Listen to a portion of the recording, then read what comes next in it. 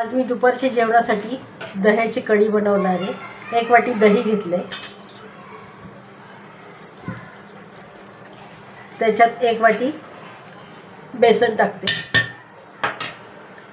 अर्धा चमचा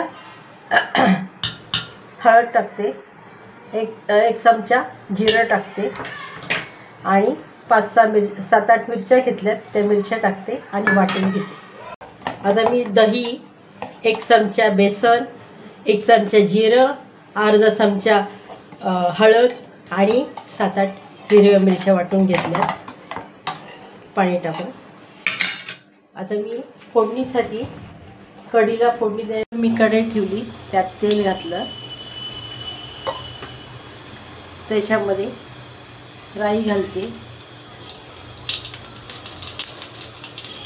नंतर लसूण ठेचून घेतला 5-6 पाकळ्या,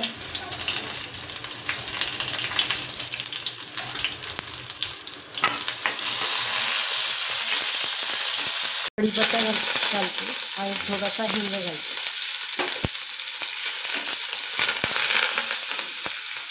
त्याच्यावर वाटून घेतलेले बेटर टाकते, सगळं ते बेटर टाकले, आता हलवून घेते।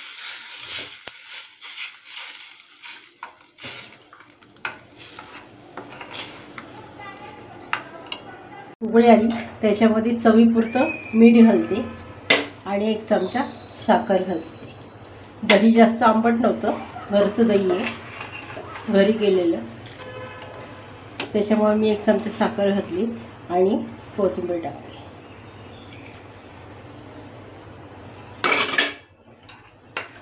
आणि आता अजून एक उकळी आली का उतरून घेते खाली। कढी आपली तयार झाली। अशा प्रकारे मी कढी बनवून घेतली। आता आपण सर्व करूया।